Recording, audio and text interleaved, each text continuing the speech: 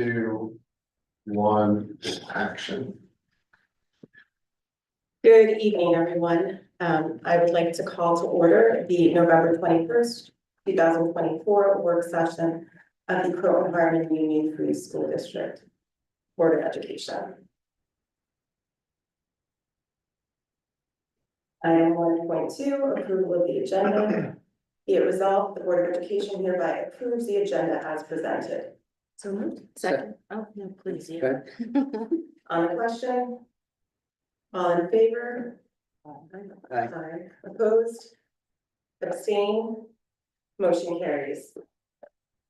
Item 2.1 of our work session is our work session on math and science curriculum. Thank you, Ronna. Good evening, everybody. We have some fantastic content, but I did want to say just briefly before we start, congratulations to Isabel and the entire cast of High School Musical on a phenomenal performance this past weekend. I just wanted to thank so much our Tiger faculty and administrators who are here tonight, of course, but also for all of your work and such an important topic. And I'm happy now to turn it over to John to kick us off. Thank you so much, Steve. It's an honor to be here today to discuss our plans for enhancing two core curriculum areas, science and mathematics. As Steve said, we put together a dedicated team of educators to walk you through our planned improvements and explain how they're going to directly benefit our students. And to this team, I also just want to say thank you. We really appreciate you taking the time to be here tonight. Your departments have been doing a fantastic job keeping up with all of the changes that are happening in education.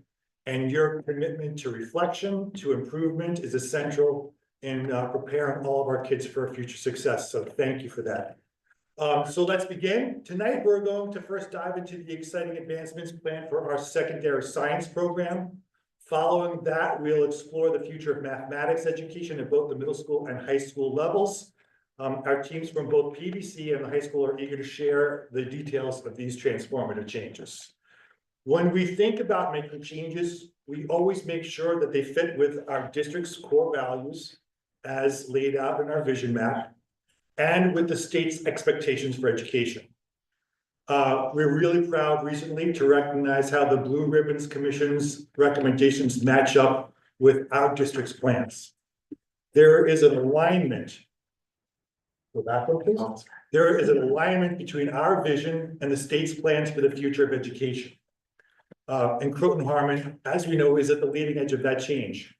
In the same way, the New York State's science standards align perfectly with our big picture vision for what school can be. Sometimes probably gone by since this board has had a real opportunity to think about how the new science standards impact our curriculum decisions. So I'd like to begin by giving a brief refresher.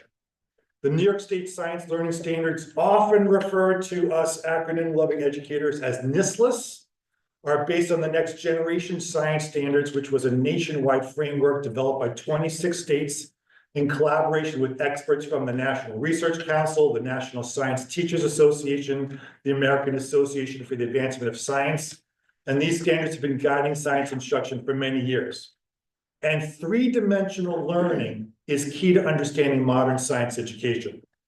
As depicted in the visual to the right, it requires a balanced approach of disciplinary core ideas, science and engineering practices, and cross-cutting concepts. And only by integrating these three dimensions can we effectively prepare students for higher education, careers, and responsible citizenship in a technology-driven world. When we take a look at the first dimension, the disciplinary core ideas, it's basically what we used to call science. It's the stuff we learn, the content. And a long time ago, if we memorized this stuff, we did well in science. Now, these content areas, life science, earth and space science, physical science, and engineering and technology are the backdrop of a new way of learning called phenomena-based learning. Phenomena-based learning is all about using real-world events or problems to spark learning. Instead of just memorizing facts, students investigate and explain these real-world things, whether in biology or chemistry or astronomy, to help them really understand the science behind them. And exploring phenomena produces a strong intellectual and emotional reaction in learners, especially at the middle school level.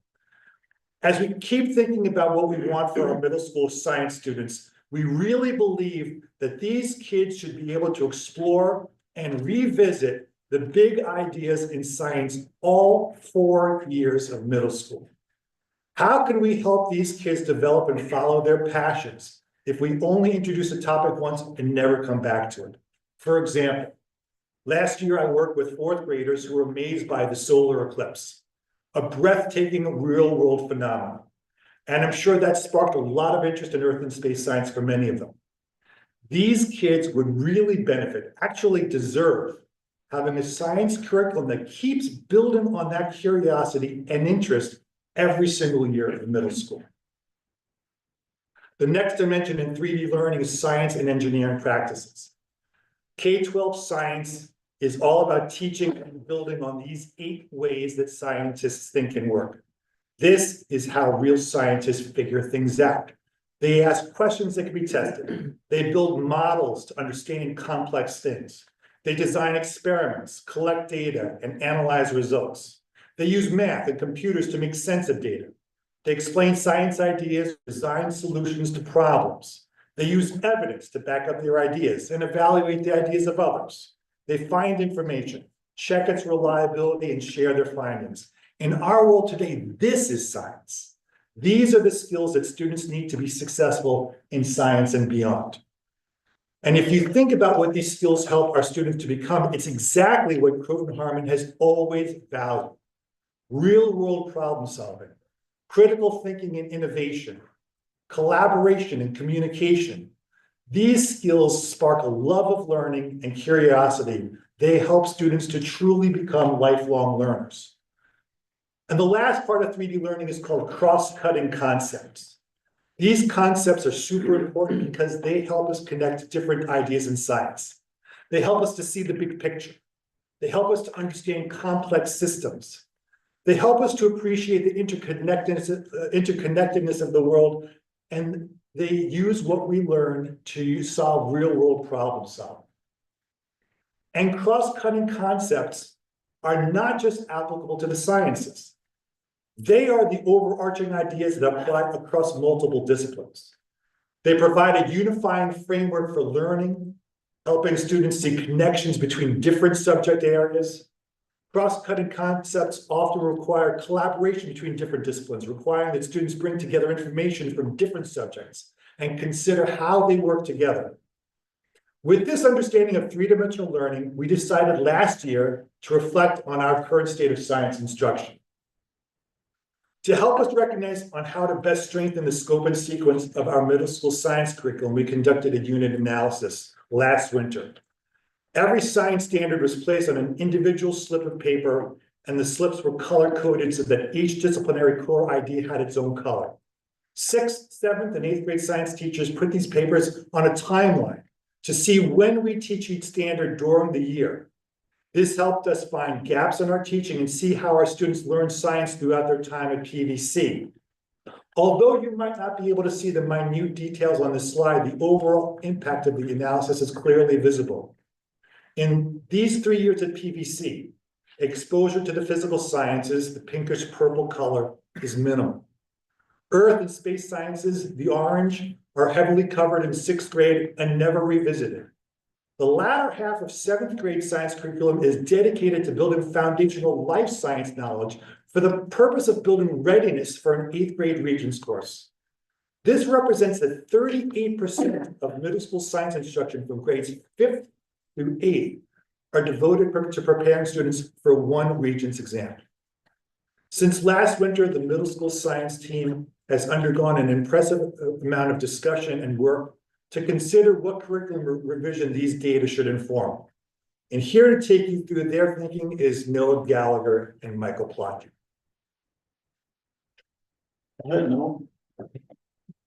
Thank you for having us tonight. We're excited at the middle school because over the last couple of years, we worked to better align the middle school science standards with the outdated 1996 standards. And now we feel like we have a pretty good grasp on where we're headed. 5th grade is working with a program called Mystery Science, which is widely accepted and aligns directly with New York State learning standards.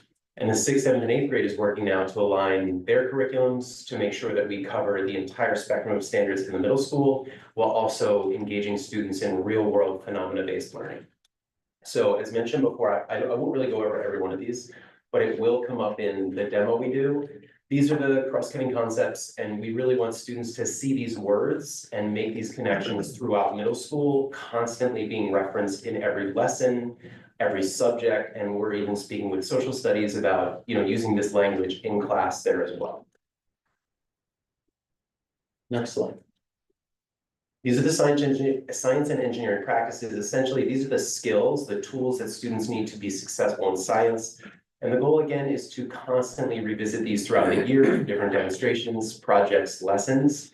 And one specifically I'm going to show for you in a second. So these are pretty essential, and we kind of tell the students it's exactly the same skills your parents and every citizen needs when they go into the real world to be successful no matter what you do. So one of the chief differentiating factors between this and the approach that we were adhering to prior is this puts greater emphasis on skills over content. Obviously, content is still important. But as John said, I know a lot of our experiences in the science setting in school was about us memorizing certain terms and understanding those. This is about students practicing those concepts, practicing investigation, and allowing science to be more inquiry-based around the phenomenon, as Noah has said. We also see that this is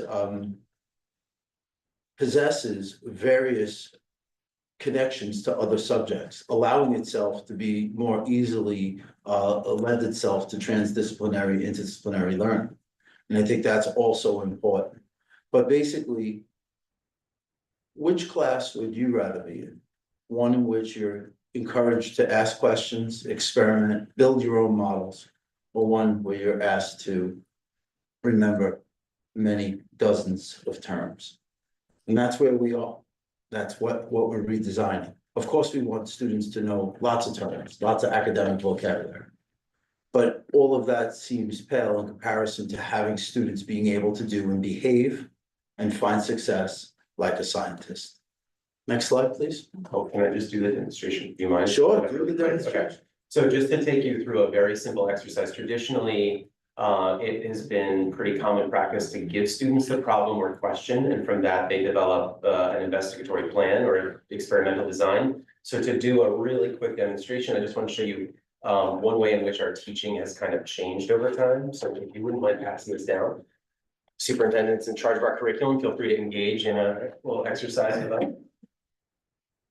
This is just a really quick demonstration in how we teach students to wonder and question. Ideally, this slide had different animations and different sections of it came up at different times, but I'll do it the same way. So I'm just going to conduct a really simple demonstration, and it's going to prompt wondering. We say that student wondering is amazing, but not all student questions are amazing. Like asking if you can go to the bathroom when I say to take out your notebook. So I think a lot of students have been told their whole life, there's no such thing as a bad question. I tell them that is like a nice way of, it's not true. So we try to find things of these questions, but also allow them to ask questions about the actual fundamental concepts they're observing. So I'm just going to perform a really simple demonstration, and I want you to write down any question that comes to mind right away. You can put those on that little, or you can ask them as need be.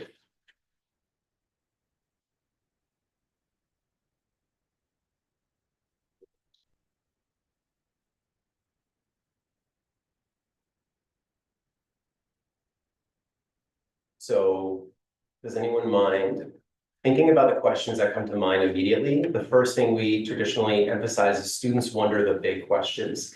These are ones that are page longs to explain. They typically start with why or how. Anyone have one of those questions that popped into their mind when watching? Why did one die and one die? Great question.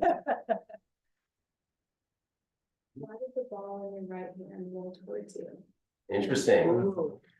So these questions are excellent and they're a wonderful hook, but oftentimes they can't really be tested in science and they need to be broken down further. Next kind of question I'm sure came to mind. These are more specific and they're about gathering little bits of evidence that help us understand the system. These questions typically start with is, are, or what, and they traditionally have a one-word answer or a number answer. How tall is Mr. Gallagher? Anyone have one of those questions after watching the demo?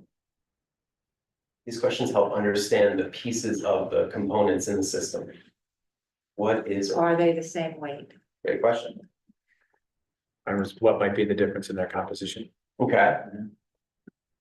And the last, what we push students to ask when they observe phenomena is questioning the system, the causation, and basically the relationship between the components in the system. These questions can be moved on to investigations. They typically start with how would this change if?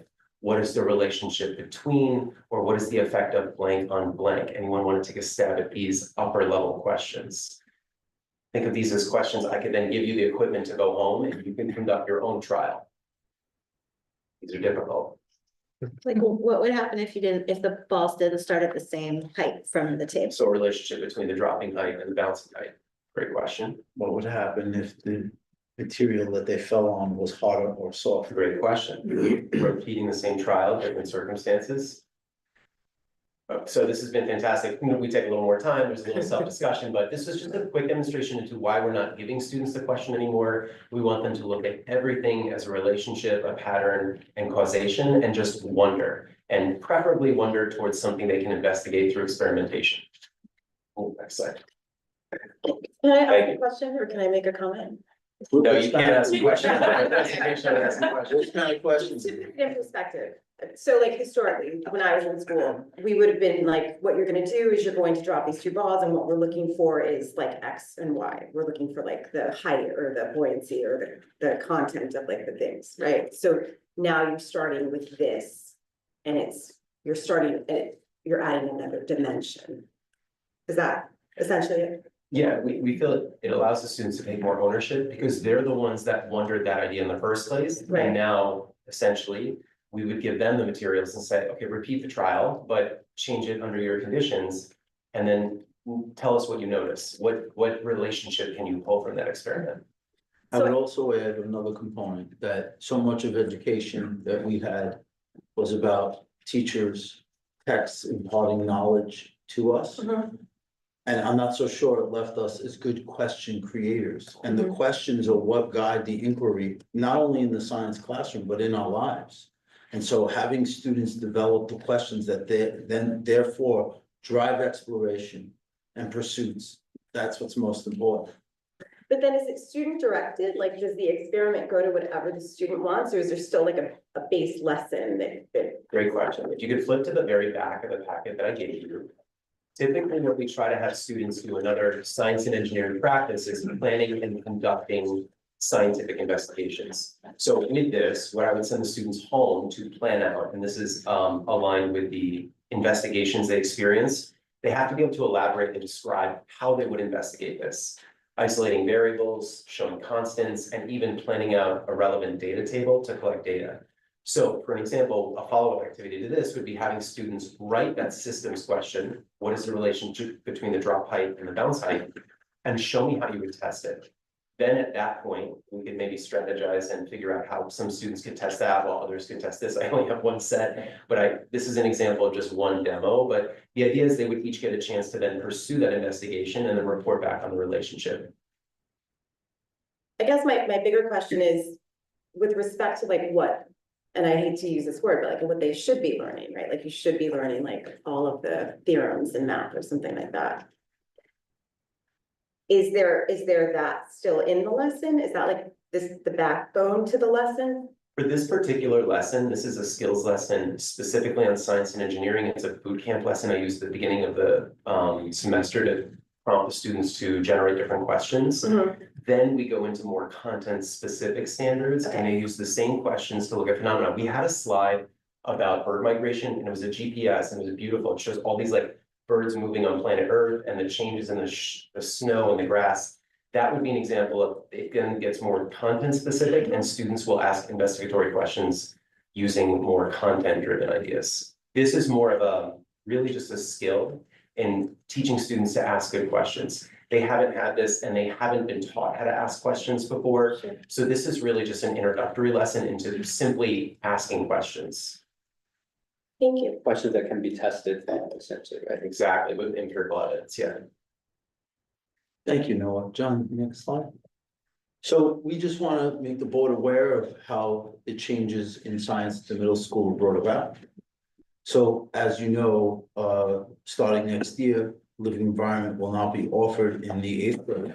So what we did is we got our science colleagues together and we redesigning in the process of the curriculum and 5 through 8. So we've had, for instance, if you look, we start on this timeline with the examination of the trends that John basically showed you. And then we establish goals to plan the transition, to say, what are the most important things about science that we want to make sure that are in a new approach to this. We began already modifying the units and diversifying science and saying, where are these different concepts and these different genres or subdisciplines of science, and how do we make sure that children are exposed to a nice variety of scientific disciplines. And then finally, in September, we will be ready to launch. And so starting in the 5th grade, 6th grade, 7th grade, 8th grade, students will have a much more diversified science experience at the middle school. And one that is, you know, focused on investigation and the cross-cutting skills and concepts that you heard about thus far this evening. All right, hi, I'm Mrs. Heritage Already. I am one of the science teachers at the high school. So coming up to the high school, now we've got everyone taking biology, a life science course, a common I'm experience. so sorry, we actually have a board question, I'm yeah. sorry. Yeah, sorry, I didn't realize we were done, I guess. I do have, I have a couple of questions just about what you both just talked about before we move on. So I guess one of the things I'd like to understand is with the sort of this new framework or new improved framework starting next September, are there any gaps or any consideration? I think to me, this sort of makes sense about launching sort of like a new general view of science, and definitely when you're entering it as a 5th grader, there's sort of like a sense of what the trajectory will be over the 4 years. But let's say for kids who are already sort of like partway through middle school or starting 8th grade, where, you know, if this was this year, they would be, right? They are taking the living environment this year. So can you tell us a little bit about what the differences would be specifically for 8th grade students next year? And then also just what this sort of changeover means for kids who are already in 6th and 7th grade, rather than starting sort of from the beginning. Is there anything sort of tangible that you could pull out, or just to give us a little context for it? Yeah, I mean, I think our 5th, 6th and 7th grade teachers, you know, again, have spent a lot of time over the years trying to transition science towards this end. Mhm. All right, that basically we've always been concerned about practice of skills and skills that are applicable. But I think the difference is that now it's not going to be focused so much on just life sciences from mid-7th grade all the way through 8th. Mhm. So I think that's an important piece, that kids are going to be able to see how those skills and those cross-cutting concepts apply to areas in physics. You know, some life science, of course, we're not throwing it all out, earth science, space science, and engineering. And I think that gives us license to, not only this year, but in the years to follow, to really broaden our horizons for our students on what they can experience in the science classroom, as well as through other disciplines that are willing and able to partner with the science people. So for instance, with this approach, obviously the Indie Lab and the Indie teachers have a renewed sense of their need and their role as well. Does that answer your question? I think it does. I guess my follow-up would be, I think because I'm just sort of, I think I'm trying to understand a little bit better, but I think there'll be time to sort of see this as sort of like as it comes together for parents and families who want to sort of understand what is changing sort of concretely. There will still, of course, as there always have been, be like curriculum maps and things like that people can look at if they have questions about this. So just to answer that more directly. Yeah. Not necessarily so much that what students are being taught is shifting, but rather the lens through which they're being taught and the way through which they are engaging in the content Mhm. is changing. Yeah, We didn't traditionally teach through things like cross-cutting concepts. right. Or, I mean, science engineering practices have always been there, but they weren't the center focus of teaching science, rather memorization and being able to fill in diagrams. So now we are shifting things slightly, but you'll see a lot of topics remain where they are in certain grade levels. It's more about the way we're assessing students. We feel it's more cognitively engaging Mhm. through demonstrations, through phenomena they watch, and altogether just teaching through cross-cutting concepts and engineering practices, we feel gives the students, just a better grasp of the world around them. The content isn't shifting dramatically from, I mean, it is a little bit, and we've worked recently on that, but I would say, 60 to 70% of the content in each grade will remain taught in that grade. It's the way through which it's being taught and assessed. Yeah, I know, I think that sounds great. I think for me, what I was most excited to hear was this idea of the goal being that students should find success like a scientist, because it's like that, that as an entry point to Yeah. science in general feels very exciting. So again, not that this hasn't been there all along, but sort of to articulate it in a different way, I feel like that feels really promising and cool. And I also want to say, like, just even this example of, looking at how you carry out an investigation. Another thing that's really standing out for me is exactly what you're talking about, which is you can apply these same modes of thinking to any subject area or really anything that you study ever. So it does feel very exciting to me. So thank you. I'm so sorry to interrupt you, Ms. No, it's Rooney. fine. Yeah, I'm sorry. I'll start. Thank you so much for being here. We're so interested in what you were saying.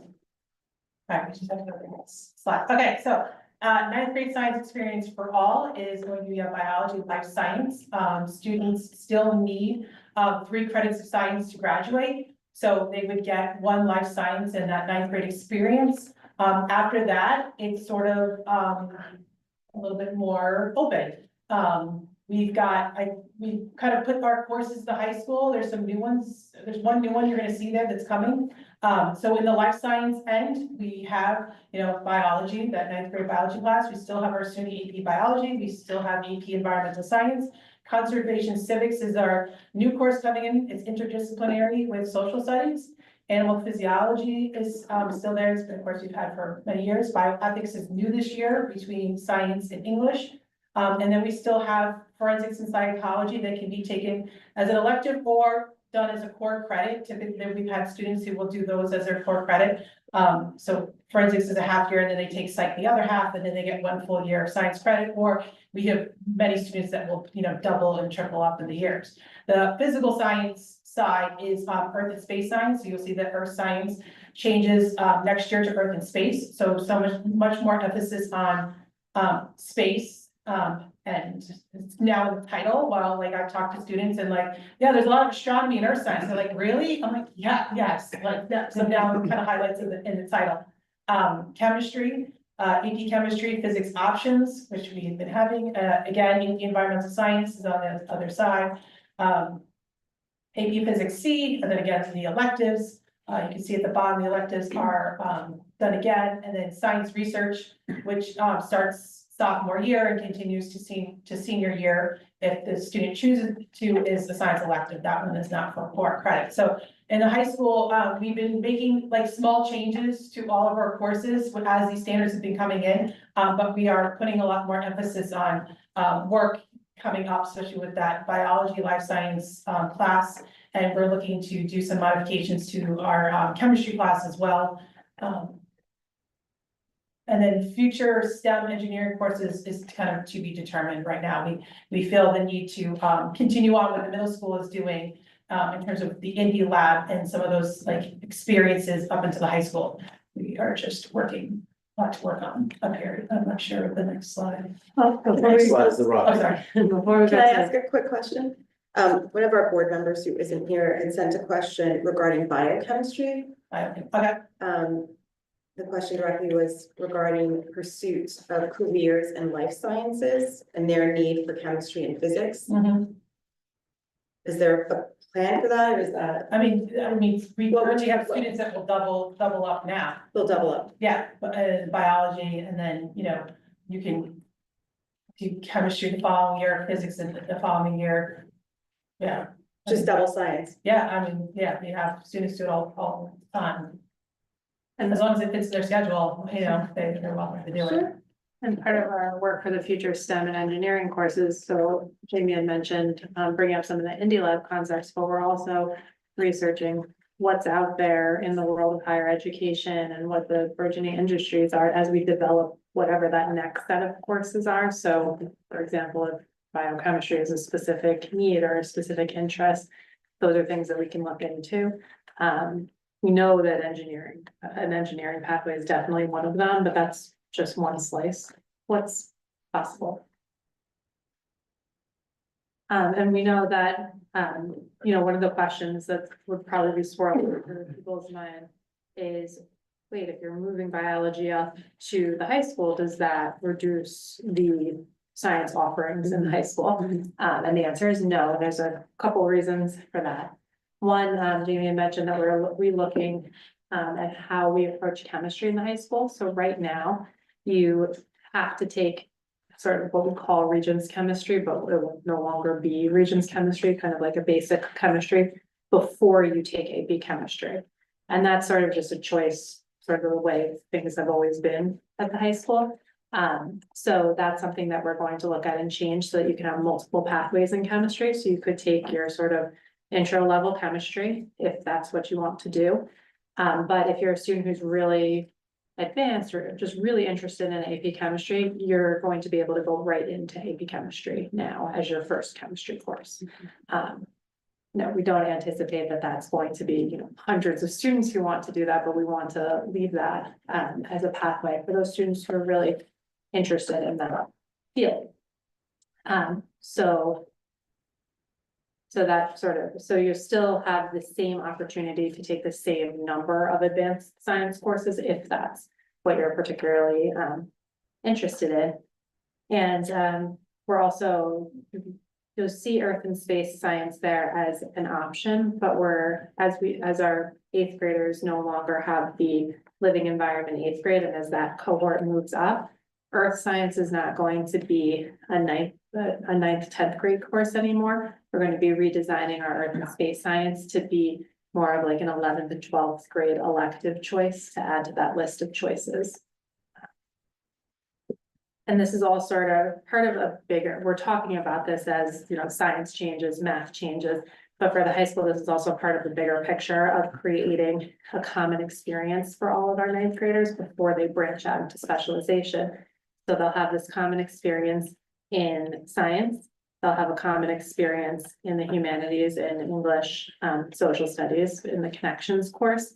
And they'll also have a more aligned common experience in math that you'll hear about. So most of their experience will be a lot more aligned than it is now.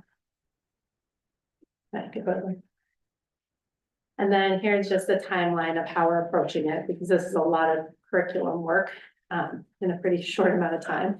So starting now, we've already started, obviously, as you've heard, examining the new standards, looking at teacher and student interest for future courses.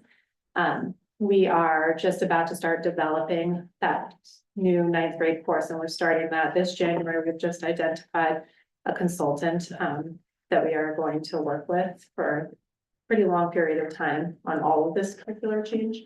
So that's sort of step 2. Then in step 3, which runs simultaneously, we are incorporating the thinking of the graduation measures for what they're now calling New York Inspires, which we've known about is coming down the pipe. But now we really have we have a timeline and knowledge of when the regions are sunsetting so that we can plan in a really exciting manner. We are not planning around regions-based courses because now we know that we'll be freed from thinking in that very limited way. And then next, step 4, which we'll be starting this spring, is to start revamping those chemistry courses and building that sort of intro level chemistry and that fast track to AP chemistry course.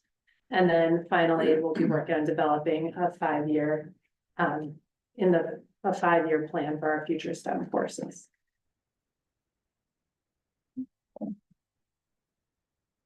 Thanks, Jamie and Laura. It's a good time to pause and see if there's any questions regarding basically everything we've been discussing in the world of science. I have a question regarding, this transition period.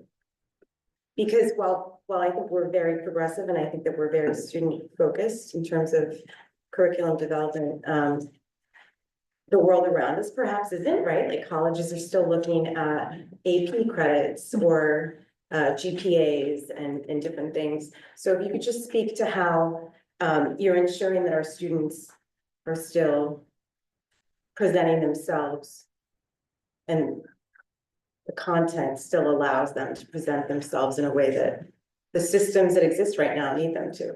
Like there are still schools where, you know, AP credits and all of this. Yeah, absolutely, there is. Matters. Yeah, That's very, colleges, I mean, that's very intentional in all of this, so you'll notice that there's no loss of any of our AP and upper level courses here, everything that we're talking about is all in addition to, so there's no change to, we still have our SUNY AP Bio, AP Environmental, both AP Physics, AP Environmental and AP Chemistry. So our students will still have all of that. And then, you know, for those that want or need to do all of those. But there are also students, like we have students right now who double up and say AP, SUNY Bio and bioethics because they just love science. And that's what they choose to do. So there will be, we think that there will be students who continue to follow the traditional track of AP sciences. We think there will be students who will take a mixture of all the different opportunities. And we think just like there are now, there will be students who might take none of those because that's just not what their interest is. But I think the bottom line is that all of the advanced options are still here. And do we see that there's room as we look to develop that 5-year course plan, and I imagine work with the concentration, like the STEM concentration and things like that, to increase some of those like dual enrollment courses and AP courses that we maybe don't have the opportunity, the ability to offer right now? Definitely. I mean, there are dual enrollment opportunities in things like our courses similar to conservation civics, for example, like once we get that course up and running that we can look at. There are courses similar to bioethics too, where we can add to that. And we already have it, and we already have it in physics and biology now, so we're in a pretty decent place. Chemistry is a little bit harder to get college credit for sophomores in that particular field, so, and that's who mostly takes AP chemistry. I hope that answered the question. I have one additional question with respect to the dual enrollment classes. Is there anything that's being done for students who can't afford those fees? Yes, good question. So there's actually, through the colleges, there's a tuition a reduced rate for students who might need that, significantly reduced. And then we also support students through our like ACE grants when they need it as well. So we have not had a situation where a student has not been able to pay for college credits. That's amazing. I have a couple questions too. So one of the things that I'd like to understand a little bit better is this idea of, I understand that AP courses aren't going away. We're not reducing the number of them, but I'm curious about this idea of, you know, for students who want to take advanced science classes during their high school careers, this idea of bypassing the sort of introductory base level course before going into the AP. Is that conventional? Yeah, there are a number of schools that do it, and you'll notice that we don't have a baseline requirement for any of our other AP sciences. Typically, it's a choice that's made historically by a teacher who's been at a school for a long time, and things just stay the way they are. So it's not atypical to have a fast track to AP Chem. We just have not had it before. So the consultant we were working with, for example, she decades ago was the pioneer of that at Harrison High School.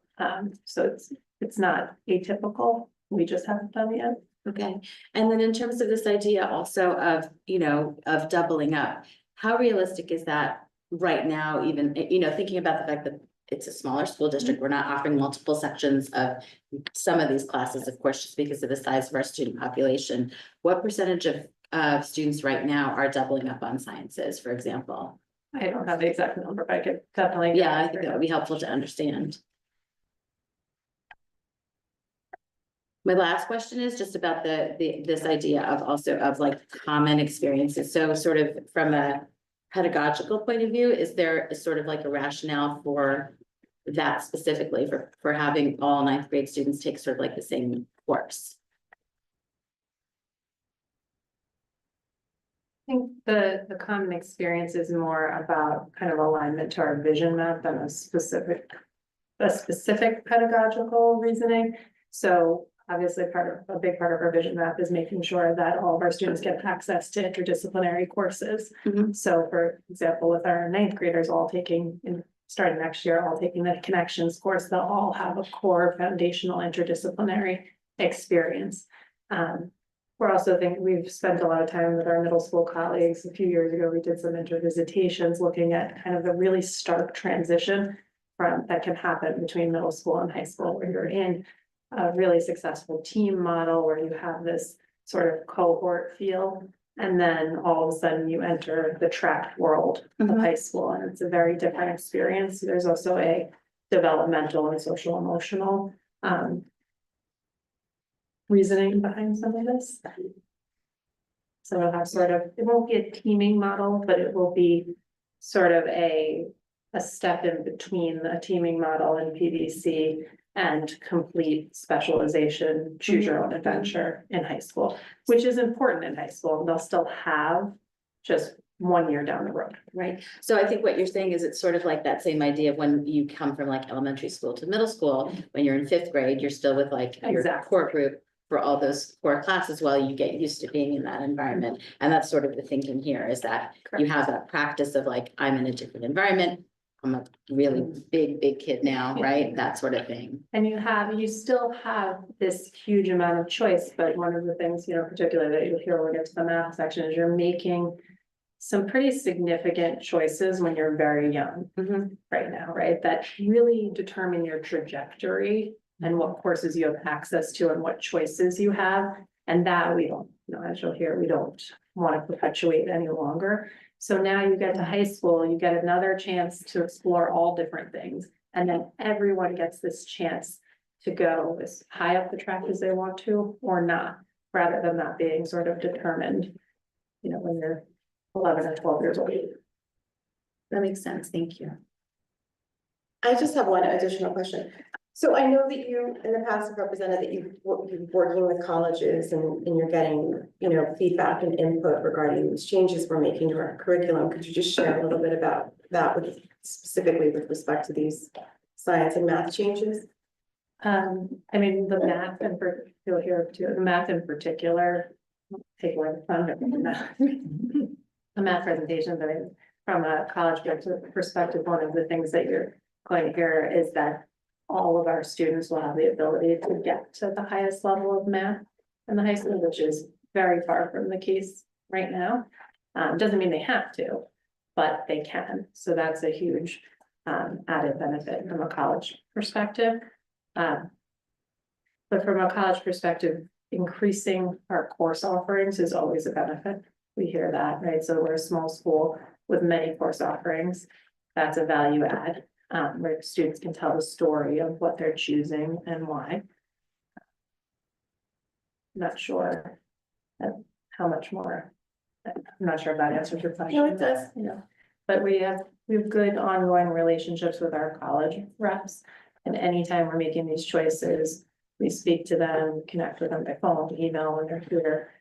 And we get really positive feedback from them. I think that just reassures the community. That you're like also thinking of the end result on the end, the college end of that. Yeah, and that's realistic, and we would never do something to harm our students' chances of anything. What we're doing, we're being told by colleges is actually helping to differentiate our students, and that's something you hear over and over again in the college process. How do you differentiate yourself? How do you differentiate yourself? And what we hear is differentiating yourself isn't taking 11 AP classes, because many students do that, right? Many students across Westchester County, generally all regional admissions in colleges, which a lot of people also don't always realize. You're typically compared to others in your region, right? So if you think about what you see in other high schools in Westchester, you see very similar course offerings kids who take those types of courses. So things like interdisciplinary courses, academic concentration, these things that we're building in are ways that our students can differentiate themselves. It's not the only reason, but it's certainly a benefit. Especially in a small district, yeah. Thank you. Yes, I just had a clarifying question and then a follow-up question of what I think. So every student in 9th grade is gonna take biology. Yes. Right, so, and I love the bridging between middle school and high school, but what happens if a student comes in from a different district? Is there like a plan for that, or are they required to do the same steps? Question. We were actually just talking about it. Yeah, I mean, typically now when we have a student that comes in without living environment, every couple of years, when we feel like we have enough kind of group, we offer living environment. If a student comes in with living environment, we usually just kind of look at their profile and what they have taken, what they need, and then try to figure out what the best placement for them, usually to talk with me and the guidance counselors and with the teachers. Usually we try to figure out, we've had cases, before that. And it's such a mind shift though, because you're so used to knowing you need a region's, Right. that particular region science to graduate from high school, and that's no longer the case. Well, it is for you, Right. even for the students who are coming in and most likely not even for our current freshmen. So that need to take the biology, we always want all of our freshmen to take that common experience. If they come in as a 10th grader, they don't need that unless they want that. Right.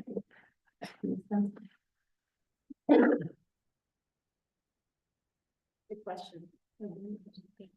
Alright, so we're about to switch over to secondary mathematics, but I'd like to keep this slide up for a moment because as you hear the thinking of our team, you may interpret that there is a difference between our approaches to science and math as we're moving into the future.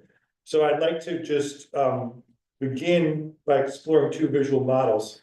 So this one that we've been looking at should now be a little more understandable because you recall all those colorful rectangles in the middle of the visual, those are those core disciplines in science. And they're being amplified by all the science and engineering practices, all the cross-cutting concepts. And you see that there's a complexity. There's a complexity and interconnectedness to how the brain starts to learn and think about science throughout the elementary school and middle school years. What this visual depicts is the progression of learning required from kindergarten through 7th grade for a student to have the foundational skills and concepts to be successful in 8th grade algebra. Now, what I'm not saying is that science is more complex than math. But math and science are very, very different. Math education is fundamentally sequential. This means that each concept builds upon the previous one, forming a logical progression. It's like building a house. You can't build a second floor without a strong foundation. Not only does building a strong foundation in math help students understand more complex ideas later, but it also makes it easier to identify and address gaps in a student's math knowledge, remediate those learning gaps, and prepare students for future success. And part of the success we're discussing tonight is something we've been calling algebra for all. Research indicates that offering algebra for all in 8th grade can significantly increase students' likelihood of taking advanced math courses in high school, particularly for underrepresented groups like female students of color and English language learners. Algebra develops critical thinking and problem-solving skills that are valuable in various academics and real-world contexts. Early success in algebra can boost a student's confidence in their math and their overall abilities, motivating them to take on more challenging courses in all academic areas. And a strong foundation in algebra is essential for pursuing higher education as well as careers in STEM. And before passing it on to Phil and Tracy at PVC, I want to emphasize a current reality that Laura mentioned just a short while ago. Imagine a 7th grader at Croton Harmon who needs to decide what to take next year. And the choices are 8th grade math or Regents algebra. And they decide on 8th grade math. Maybe they don't think that they're good at math. Maybe they just don't want to do the extra work. But right now in Croton Harmon, this decision has some big consequences. It means that they can't take calculus. It means they can't get to advanced physics in high school. It means that they might be limiting their options for college, the potential for studying engineering. All because of a choice that they made when they were 12 years old. This is the current reality, and it's one that we want to immediately address. Phil and Tracy, your leadership in rethinking the progression of mathematic learning at PVC has been really, really impressive, and thanks for taking the board through this next part of the evening. So before I hand it over to them, we're just gonna talk about the timeline first on the front end instead of the back end. So basically, over the summer and going back into last year, we had conversations about what it would take to help students find success in algebra in 8th grade. This led to a redesign of, math in the 8th grade and lending itself to this label, Algebra for All. So that curriculum was developed this summer, and then we took that and we kind of used it to do some backward planning. When you're looking at the 7th grade, 6th grade, and 5th grade, what are some of the things, again, these spiraling concepts that we could use to ensure that students are stronger in math, have more confidence by the time they reach to the 8th grade? So what we started since the start of the school year is redesigning the 5 through 8 curriculum with the entire math department. We introduced the goals, which we'll share with you in a bit, and to look at the scope and sequence of things. We also did an analysis of the curriculum and made some other modifications. And the last piece was that we convened math and math teachers from the high school, as well as some teachers from the elementary school, as well as our district colleagues, to review our work with them in a critical friends protocol that I write about in detail in the board report this week, so I won't waste all your time on that. And then finally, we will do a final analysis and overhaul, of the curriculum and have it in, a published form, not just for our teachers, but also for the public. And then be ready to launch in September with the current 7th graders being our first group to not have to make the choice that John spoke about. And, one of the things I would like to say is there are kids now at PVC Middle School who could be in algebra but chose not to be. There are kids in Math 8 right now who don't think they're good enough to be in algebra. And that's one of the things that we want to overcome through this move. And what Phil and Tracy are going to talk about is just some of the observations they have, the research behind this, and so forth. So I'm handing it off to you. Hi, Phil Bernieri, thank you for having me, secondary math teacher at PVC. I want to start with the summer that Michael was just talking to us about. We had worked with special ed colleagues, and when we were creating this curriculum, we saw that it was very sequential. And we were thinking, instead of this rote memorization, as we were just talking about even during the science program, that we should have more practice. That we should have more of these questions that students not only ask the teacher, but ask themselves. And have almost like a dialogue so that they can come or arrive to their thinking, their critical thinking skills. So when we were discussing this during the summer, we had two main themes, and that was behaviors that promote learning, which is very big at PVC, as well as profiles of a graduate. And so this slide has a lot of those buzzwords that profile of graduate and behaviors that promote learning, a lot of, what we want to see from our students.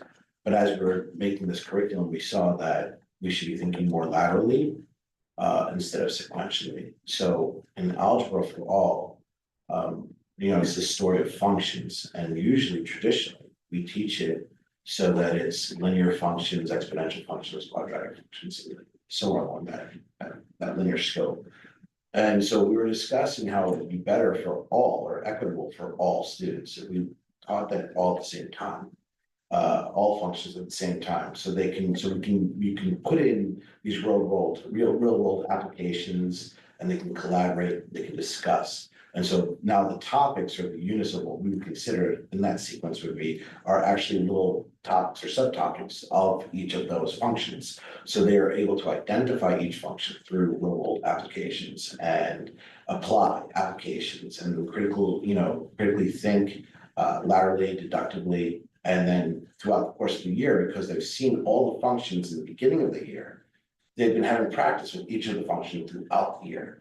Becomes less of memorization, more of practice, more of that deeper understanding. If we can kind of think about Bloom's taxonomy, getting to a point where they're asking questions and they're synthesizing and with problem-based and project-based assessments, we are going to accomplish an increase in confidence and the idea that, not only will they learn individually, but also collaboratively and also working towards that interdisciplinary connection. Make those connections. So just wanted to share with the board our goals in this all, and these are goals that we came up with at the beginning of our work. Obviously, we want to provide students with instruction that results in them developing skills that will help them participate successfully, not only in algebra in the middle school level, but beyond that. We also, like I already told you in the timeline, we wanted to design or modify the curriculum and focus that on skill development. We also wanted to take a good hard look at the spiraling of concepts so that we're making sure that topics are covered, but skills are developed through and through the 5 through 8 experience. And that's also brings us to the cross-cutting concepts that will allow students to develop a deeper understanding of overall math concepts and the foundational skills that they'll need. And finally, identify and provide students with supports. When we discuss this, we understand that some of our students don't think they're good at math. So we have designed in our conversations, identified all kinds of supports that we're going to put in place 5 through 8. Just one to mention is a course that runs over the summer prior to algebra in 8th grade that students can take advantage of. We also been thinking about other things that are, again, cost neutral, but can have a massive impact on students. And I'd be happy to include all those in maybe a board report if that was to your liking. And last but not least, we want to also make sure that we don't miss opportunities, even though this is a Regents class right now, to engage in interdisciplinary learning when the opportunities present itself. And I know some people might have the question, well, what if the New York State doesn't put that much emphasis on the Regents and so forth and so on, or whatever happens to the Regents in the future? I just think that makes this much more powerful, because it'll give our educators the ability to do things that students want to do, address weaknesses, not feel any crunch of time as much as maybe they have in the past. Next slide, please. Yeah, so when we're thinking about our redesign of the curriculum, we're concentrating always on the strands of mathematics proficiency. So in the 5 strands, we have multiple representations of mathematics that we want students to know, like graphs, equations, tables, words, all representing a problem. We are having students formulate problems, represent those problems, solve those problems. We are looking for students to understand the usefulness and worthwhile of mathematics and to find some enjoyment in being those problem solvers and see the beauty in mathematics to represent the real world. We want them to see the logic and understand the logic of mathematics. It's not just about numbers, it's understanding like proofs logically and also just explaining their thinking. And lastly, being fluent, so being able to play with their mathematics. So seeing something like 98 plus 37 can be represented as 100 plus 35 and then move through their math more quickly. That's what we're looking for. Another thing that we've talked about is the order of our units, and in the redesign of the Algebra for All course, starting with statistics that has a heavy concentration on the calculator use, because if they get that formal understanding of how to use their TI-84 calculator and the power of that calculator, they'll be off to a better start for the whole year. So we're gonna put the statistics unit at the end of our 7th grade course, because that's where the calculator is gonna be taught at the beginning of the Algebra for All course. So speaking about some of the supportive aspects that I brought up already, you go to the next slide, please. Thank you. Obviously, we want to offer that pre-algebra summer course. We also have discussed and identified digital tools that we use and continue to use to help students. Phil mentioned project-based assessments. We also talked about the role of the teacher as the coach, but not just stopping there. Obviously, we would love to have some high school mentors that come down regularly and work with some of maybe our struggling students or students who need extra support. And that's that. Now, what you see on this slide is the X's and checks. The checks are things that we've already done, and the X's are things that we're working on. So you can take a look at that. So we'll have learning supports, which is represented in column A, which is to the left, and in column B, we have the logistical supports. How do we help kids access materials that will enhance the success rate for them? And when I say success, I'm not just talking that they can do algebra, but that we didn't do something that made them math adverse, and quite the contrary, that we did something in the 5 through 8 experience that made them love math, find the confidence that transcends math. What I believe is, I believe that if we could get kids who think they're not good at math to realize that they can be, what other areas of their lives will they be willing to challenge, and perceptions and notions and assumptions will they be willing to challenge and eventually overcome? And for me in middle school, it was math, and for a lot of our kids, you know, it is math. And so I'm really happy that this is the path that we're taking, and that there will be no smart class or quote unquote dumb class at PVC Middle School anymore. To me, that feels like a really significant change to have our students not feel at the end of 7th grade that they're already being tracked in a way. Because I think that was, I mean, having had one student go through it is a source of anxiety to feel like you're being directed to one or the other, or not even necessarily being able to pursue what you think you might be ready for. I know you pointed to examples of people who sort of opt out of what they might be ready for, but I think there are other kids who also have that sort of fear of taking it on. So this, to me, feels very exciting. Congratulations. I'm sure it was a lot of hard work to sort of put it together. One of the questions I have is just sort of to understand, when you looked at sort of like reviewing the scope and sequence for grades 5 through 8, does it feel like it's a major overhaul, or is it just sort of like tweaking things in that same sort of way of like, because you talked about how it's, you know, there's a build of skills as there in math in a different way than what we talked about for science. Did you feel like it was a major overhaul, or is it just sort of like, you know, small tweaks to each grade, just in terms of what you all had to do to get that together? Yeah, I guess I'll start and can add. It's I wouldn't say it's just small tweaks, but there is where we teach beyond the standards always. Right. So like I'm already teaching irrational numbers when I talk about rational numbers in 7th grade. So like there really wasn't much adjustment in that topic. But other ones like slope, I don't get into slope, but we do proportional relationships. So we are looking for some shifts, like maybe the 3-dimensional solids, we don't have to get into as deeply, because when they take the geometry course, they're gonna get into that deeply. So there is some shifting. There is some bigger moves, like moving the units around. So that does take more work, but it's worthwhile. The other thing is I think our 5th and 6th grade teachers who aren't here this evening, I think their aspirations will always to get kids, as many kids into algebra. And again, like I told you, you know, with this year, over 80% of the kids in algebra, and in the past having similar numbers, and also having the success on the Regents exam that the kids have had, whether it be 99% passing, 100% passing, 85% with mastery, and so forth and so on. It wasn't that much of a massive shift. What it was a good thing to take a look at the curriculum, and I think that's the thing that we've all realized, that after this year, we're not done. You know, we want to have those yearly or a couple times a year sitting down as a department saying, okay, what other changes need to be made?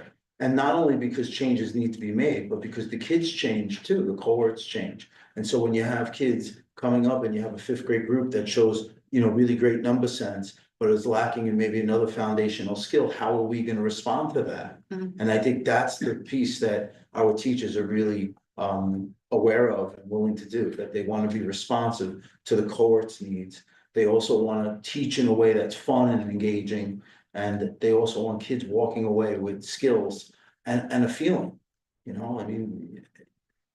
You don't go on vacation just because you see something, go there because you had a feeling that this was a great place, great people to be with.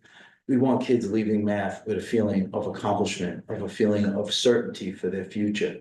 And we want them to know about, right training.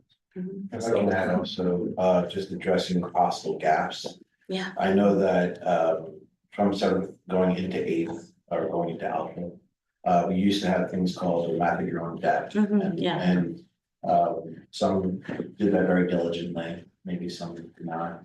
Either which way, we allowed the program to expose to them certain concepts that they were supposed to. That doesn't mean that they need to have them learned and not go over it in the algebra. We still do that even now. Mhm. So those gaps are always filled, even in the traditional sense. So now that we're doing something where it's everybody, out for all, and we're all in lockstep as well as teachers and as a, being together with this and kind of learning from each other, learning each of our curriculums as well. Even down to the 5th grade, we're recognizing that those gaps can be absolutely, shown in any grade. There's some things that Tracy's gonna be doing. I think you did 19 concepts of 8th grade math, and we're gonna make sure that the kids have the other concepts. Some of those concepts will be in geometry, as Tracy had said.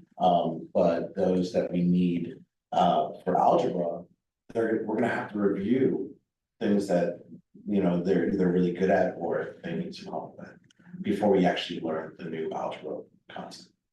So it sounds like you have a good plan for the kids who are in 7th grade this year, so that they're gonna, even though this is all sounding a little bit new, it's really not new because you did talk to parents about this previously. So 7th grade parents know that there's an expectation of change.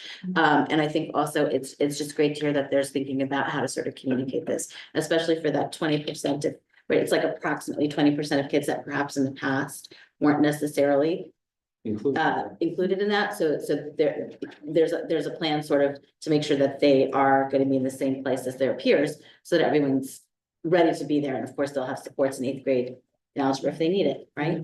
Yeah. Yeah, That and sounds really look, I think we also have to, continue to communicate with Right. parents. And, we're gonna order T-shirts that say AFA, Algebra Fall, and we're gonna start the chants. I'm in favor of it, thank you, thank you for answering all the questions, sounds really good. I have one follow-up question to all of the conversations. What are we doing to track whether this is successful, right? Like, we're making big changes. So how are we going to, what are the plans to evaluate it, to look at it? Any new plan, kind of needs to be revisited, I think. Is there a plan for that? To track the success of. To track the success of this, Sure, I yeah. mean, look, we know what the numbers are now of kids that find success in algebra. I also think that we have to go beyond that, and we have to have maybe some exit information from students and families to see what their take was, what were the hardships, what were the glows, and go from there. I mean, obviously, we have assessment data that goes beyond the regions, whether it be the Ren Star or the teacher-created assessments. And also, we have other measures that are really important. Like, for instance, our academic intervention services in mathematics, and how are those applied early on in a child's middle school experience to ensure that they get to take advantage of this as much as possible. So I think that is a couple of different metrics that we could use to ensure the success.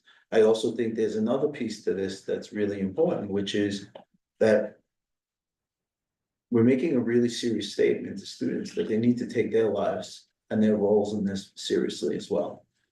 And I think that, sometimes our biggest enemy is apathy in this society. And this is a direct response to saying to students, this is important, this is your life, the daily decisions you make have an impact on the rest of your life. And this is one of those opportunities for you.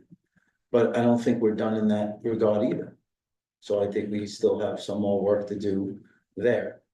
Again, I wanna stay away from another big traditional test to say is, but to put the pieces together, the data pieces together on student performance and also the qualitative pieces, you know, of data, like how was your experience in this class? What made it good? What made it bad? What could we do differently? I think that's gonna be important. Does that answer your question? It does, thank you. What about the science changes at the high school? I mean, sorry, I think our students, just general success in their post-secondary planning is one big piece of evidence. We've consistently been very successful with here and plan to continue with that, but also kind of the anecdotal experience of our students, like for those of us that got to visit bioethics today, you know, I think you could palpably feel what student engagement and interest looks like in sort of just a day-to-day class, and it's, you know, probably just as important, if not more important, than any sort of more traditional data. So one of those pieces we do focus groups of students, get student feedback, we get counselor feedback, college feedback. Yeah, I think we would still have, teacher created assessments, that align between if there's, 2 or 3 teachers teaching a course, and the one we kind of do now in our Regents courses. I think you can just kind of tell, engagement piece is a big part of the high school. Student enrollment is also a really good metric for us of where students are engaged, passionate, and interested, because that's what really drives our schedules, what students want to take. We don't, with the exception of the few required courses that kids have to take, most of our courses are choices. So you see it pretty clearly when courses run and don't run, what kids want to take and what they value. And just to say, like, I teach AP Environmental Science, and this is my second year doing it project-based. And so my enrollment has gone, so I've been doing it for 3 years, my second time doing it project-based, and my enrollment has increased. Students are very interested in parent feedback at parent-teacher conferences that parents were really excited that I have been doing this as project-based, and it was like the projects, like we're currently in our farming project, which is Isabella can tell you about her farming project in my class. But, and then we had a, biodiversity project. It's the first one where the students had to come up with a proposal on how to increase biodiversity around the school campus. So it's very much like, solving a problem, having different metrics, and, they dove in and was, looking at different crops for their farms. I mean, it was kind of, very interesting and, and I like it because every group is different. And every time I do this, it's different. And I think the students really like that as well. So looking at our biology course, we're also looking at being more, like a field-based, having some more field-based experiences and more project-based with that as well. Some other like minor data, but like my first year here, we had 1 section of AP biology, and now we have 3. So the student interest and engagement tells us what we need to do. Makes it hard on our teachers. We have to learn new courses all the time and get prepared for it. But obviously, if we're willing to do that, 2 pretty big sections of AP and college physics too. So our students sort of vote with their course registration, what they're interested in. We've referenced a couple of times just the communication to parents and how that's getting out. And I was wondering, besides the parent-teacher conferences, are there other Yeah, ways we had a whole meeting at the end of last year for our 6th grade parents going into 7th grade, right? It was all about this, and then followed up with written communication. Now, I think we should have another such meeting, and we've also discussed some other what would you call asynchronous opportunities, create a video or something that kind of outlines everything. I was gonna say, I think a video would be a really good I know, I didn't want to say it in front of Mr. Cavalieri. You got it, Sorry. Because he's on, I've asked him for too many videos already this year, so, but yes, I think that would be a really good thing. But the other thing is, you know, when we think about assessment and gauging success. You know, I know there's gonna be someone that says, well, what if my kid doesn't do well? And that is always a possibility. We have kids who have all different types of dispositions. Their effort level can wane and flow, ebb and flow. But let's be really honest, if you're gonna stumble somewhere, what's a safer place to stumble than at PVC Middle School? And to understand what that stumbling and what that should, you know, setback means to you then, and not when you're 18 or later in life. I think that's a very valuable lesson also. So that's why we're really happy to be doing this. I think to piggyback off of what we said, when you stumble, it doesn't always have to mean that you go into a lower level class, and that's something that we're trying to really, and you'll hear in the high school version of these changes that we're really trying to culturally push against. And we do it in many other content areas, and math is one of the last ones standing where that hasn't been happening, and so I think pushing that envelope is really important. And also in terms of communication, we took over Greg's life for a little while with video. We're working on a sort of digital course catalog that parents will have access to. Also, we already have a written course catalog, but our students learn about courses through what we used to call a round robin here, which was like an in-person event where they learn from their teachers about courses. So this year, for the first time, we're trying a digital version where there'll be video intros and overviews of all of the options that parents they'll watch them here with us, but then parents will also be able to watch them with their kids at home. That'll help. I have to go. I just want to say thank you, everybody. Thank you. Right, it's good to move on to secondary mathematics, high school. So we were really excited to hear about this algebra for all in the 8th grade, and we knew that our current scope and sequence might not be the best to support those students and really align with our mission and vision. So this first slide shows what our current scope and sequence looks like. So if you picture, it's kind of like looking at 4 typical students, right? So if a student chooses not to take Algebra 1 as an 8th grader, they come in as either taking pre-algebra or Algebra 1. And again, this is a typical sequence, not all students do this, but you can see where they end up in 12th grade if they stick with our core courses, right? Pre-algebra will end in Algebra 2, Algebra 1 will end in trigonometry. For those, that 80% who do take Algebra 1 as an 8th grader, you'll come in taking a geometry course, and there's still 2 pathways. So you can either end up in calculus or pre-calculus, so our higher level math courses. So just note that this is not all students choose to take the core classes. We do offer personal finance and AP statistics as a math credit, along with other electives. But we want to show you what it looks like now and to show you how limiting it could be if, you know, if you're 12 years old and you really don't even know what engineering is, and all of a sudden you get to 10th grade and it sparks an interest, you're kind of limited in, you really need to get to a pre-calculus or calculus to be, you know, where other students are who are pursuing engineering, just as an example. So we want to take away that limited access. So just to show you what we currently offer in terms of electives on the next slide. Right, so we offer computer science, AP computer science, those count as a general elective, and then we have personal finance and statistics and AP statistics, which some students may opt not to take one of those core courses that you saw, and they'll use that as their math credit. With the new scope and sequence that we're proposing that you're going to see, we're hopeful that it's going to open opportunities for students not only to reach calculus if they want to, but also offer more electives to meet their needs and their interests.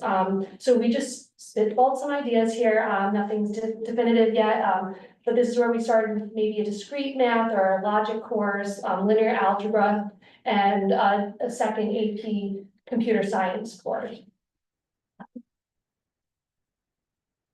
Okay, all right, so this is our proposed amendments to our existing curriculum. So as you can see, we have two pathways where students can choose where they would like to go. So we have the applied pathway and the theoretical pathways of the courses that we wish to offer. So a little bit about the applied pathway, right? Because we're moving for algebra for all, and kids may stumble, right? As much as we're trying to support, as much as we're trying to help. You know, the biggest elephant in the room with the math department is talking about these shifts is what about the lower students, right? What about the students that may fall short and they're still entering high school expected to perform at a high level? So right there, we have the analytic geometry course to help those students. So like, sorry, I'm a little freaking out right now. Right, thank you. So those students may take some more time to mature. And so the analytic geometry course is designed to help those students grow. Now, in the curriculum of yesterday, or our current rendition, those students are hamstringed by their options, right? With this pathway, we allow students to mature at their own rate while giving them a chance to advance at their own wish. Or say, for example, a student comes in on a theoretical pathway and they're taking the conceptual geometry course. But say they're sophomore year, they want to take more challenging science courses. And they don't want to have the demand of having a challenging science course, a challenging math course. So they have a chance to laterally move without losing tempo on getting to those advanced mathematics courses.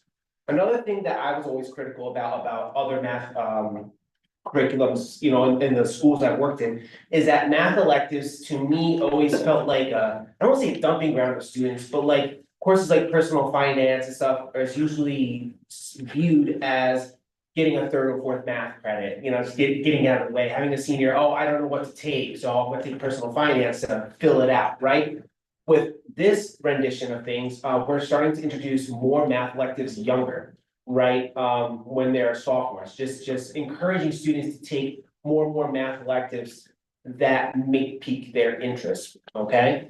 And another thing that our shift will help with is offering more advanced math courses. AP calculus and AP statistics have always been this holy grail in high school mathematics, but it's not the only high-end mathematics courses that exist. So by introducing things like linear algebra, which other schools around the area are starting to introduce, I know Scarsdale has a course in linear algebra, and other schools have courses in linear algebra and discrete mathematics. We can expose students to high-level mathematics at a younger age. That isn't just about getting a solution, but it's about understanding the ideas and the connectedness that these courses provide. Next slide. There we go. Yeah, so our proposed scope and sequence will align with that goal of having a similar experience for incoming students, where now we're all in some sort of geometry course, and it eliminates that inadvertent tracking that happens because of the decision they made as a seventh grader, right? And then it's what Derek was saying, that we're going to increase this horizontal mobility. One of the barriers in our current scope and sequence is our Algebra 2 trigonometry course. So here you're gonna take an Algebra 2 course that's not gonna limit you to get to pre-calculus. And that's one of the issues we see pretty often at the high school. And again, it gives everyone an opportunity to reach calculus if that's something they want to do, regardless of what courses they choose to take along the way. So if you actually just go back to the chart, just for the horizontal mobility piece, just to make it really concrete. So if you take analytic geometry in ninth grade, you can pick anything from the 10th grade row, whether it's in the applied pathway or theoretical pathway, and move back and forth. And that's what allows all the students to get to the highest level if that's where they want to go. And I think, I mean, you guys are talking about it very humbly, but that's not something that I think exists in any other high school that we've seen, to allow that level of flexibility to do that and to ensure that these kids are prepared at each movement level. So I just wanted to give our team props for that. Very exciting. And then just going back to our timeline, very similar to the science timeline, we're just taking a measured approach over the time that we have to develop each of these new courses in a thoughtful way. So we've obviously worked on and are still continuing to refine our new trajectory. the next step is to create and revise those 2 geometry pathway courses.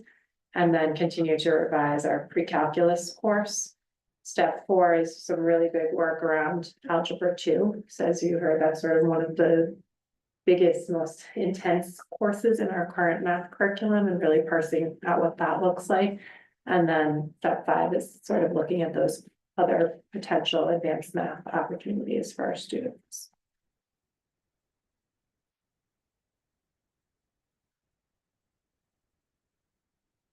That's you at the table, by the way. I do have a question regarding, what our guidance department is doing to prepare in both schools to inform our students regarding all of these changes, because it sounds like it's a lot of choice and different options and at every level, right? Like, to the extent that students retract at a certain point, the absence of that creates, the need for yearly, reassessment and repositioning or evaluating like where students are with respect to the different courses they've taken, what they want to do, which is now a wonderful option that they will have. So that's my question. Yeah, and for the middle school response to that would be that obviously we wouldn't want to put this solely on the backs of our counselors, right? This is about a team approach that includes the teachers, includes the school administration, for the grades that this is most, applicable. The first day of school, we basically told kids in our welcome back assemblies, this is what we're working towards, this is what you can expect. But aside from that, obviously the counselors play a big role, and it's not just speaking with the kids and having those meetings with individual students or small groups. It's also at the MTSS meetings and at-risk meetings that we're keeping an eye on kids and looking at the implications of that on their academics. And from the high school perspective, a lot of the course recommendation process all really starts with individual conversations with teachers and students. And then all of our students have an individual meeting with their counselor, where the counselor has the teacher's course recommendations, and that's where they talk through. Okay, you think this is where you are, this is what your teacher recommends based on your interests. What are your college interests? Where are you at now? And they can triangulate all that data. But one of the things we've been really excited about in this process is when you have fewer total sort of levels or tracks of course choices. If I, as a student, say, in January, I'm going to make you my course request that I want to be in applied algebra 2. It's not as big of a deal to change in May or June or even September, because you'll have so many more sections of the other courses. So that's another kind of hidden added benefit to all of this. Too often right now, because we're a small school, there's only X number of sections of anything. To make that kind of level change can blow up your entire schedule, make you have to choose between your language class and something else. And those are really hard choices for kids, and we'll have kids who might just completely drop a math class instead of changing a level right now because they don't want to give up Mandarin or something else that's a singleton. So while we'll still have to have students make a selection at a certain point, there's going to be a lot more flexibility to change and adapt in this process too. How are we able to sort of expand into these applied, this range of courses, like with our current staffing? Is it going to be that teachers are going to have to be learning new sort of ways of teaching the same material at, different approaches, or like what's the plan for that? Yeah, there's a lot of. So to speak about like at least the algebra 2 trigonometry course, we're probably one of the only schools that still offer algebra 2 trigonometry. So we're kind of like, we took the summer to look at our pre-calculus course, and we kind of re-examined our curriculum to see where are there overlaps. Because to be honest, like the math doesn't really change itself. It's just where it's located and how in depth you really go. So it's just a matter of looking and scaling back and adding to these curriculums. So no one really has to learn anything new.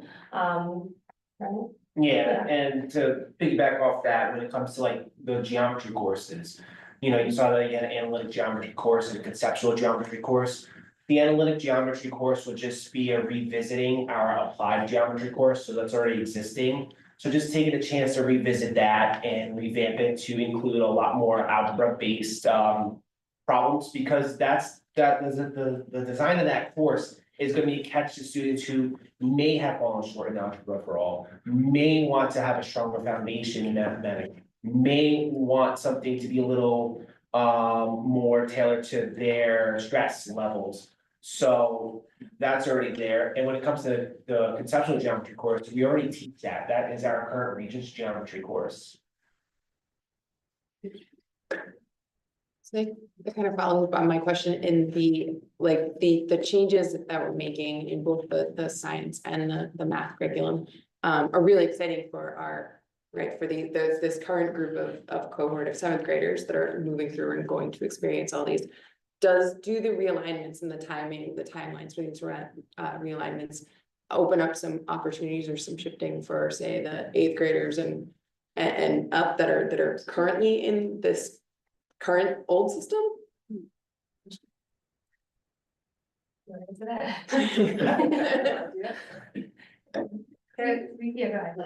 I'll start. There are definitely gonna be possibilities at the high school, particularly in science, where we don't really have, it's not so sequential in science, so a lot of these opportunities will be open to those students anyway. In math,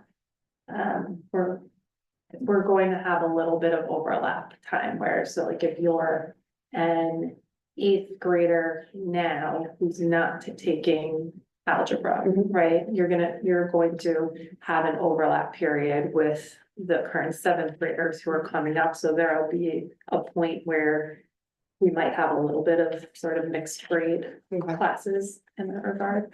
And where we're going to have to still run some of our old courses to still allow those students to have courses that meet their needs. So we're going to be, I think, a little bit packed for about 2 years before things even out again.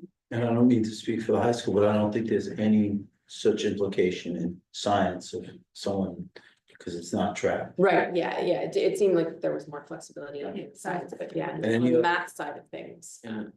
Our math teachers. Like for the kids who are in like QUAPs and the kids, so like they're still following on that. Right, so there'll be 1 more year of QUAPs. And then after this next year of QUAPs, then QUAPs will phase out to make space for some of these other classes, so.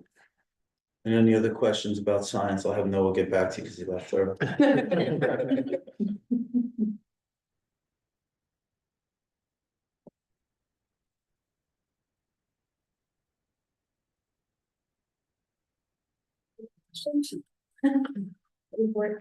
Thanks for your time. Thank you. Thank you very much. Thank you. Thank you so much.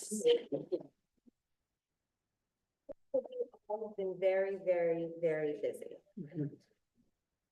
Thank you. We appreciate you all coming tonight to present. Feel free to stick around. Yeah. If you want to stick around, you can stick around. Thanks, everybody.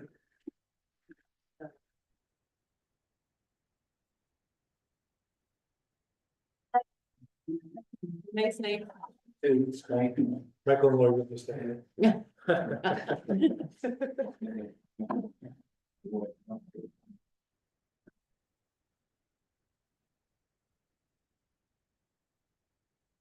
That concludes our work session.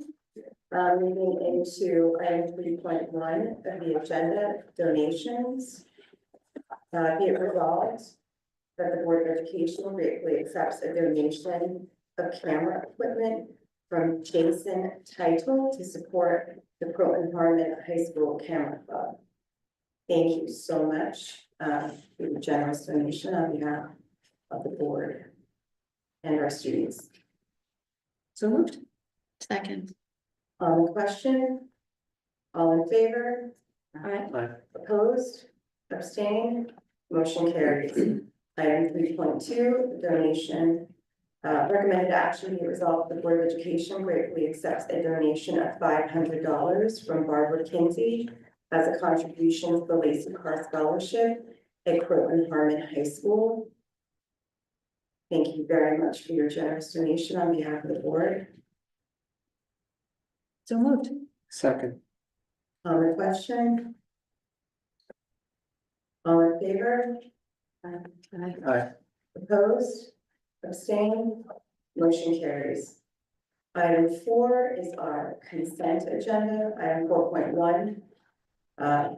Consent agenda approval, recommended action, be it resolved, the Board of Education hereby approves all items on the consent agenda. I'll take a moment for everybody.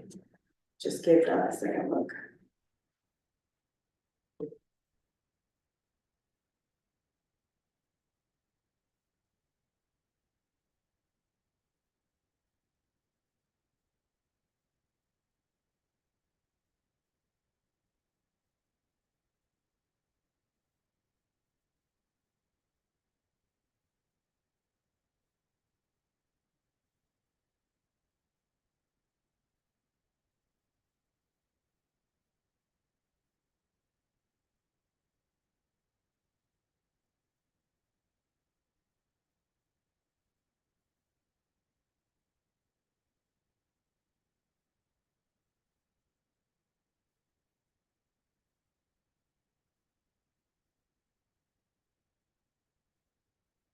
Then. There, second. So moved. Second. On the question? All in favor? Aye. Aye. Opposed? Abstained? Motion carries. That will bring us to our closing of our meeting. 5.1, recommended action, be it resolved, the Board of Education hereby adjourns the meeting at 9:11 p.m. So moved. Second. On the question? All in favor? Aye. Opposed? Abstained? Motion carries. Thank you, everyone, for being here.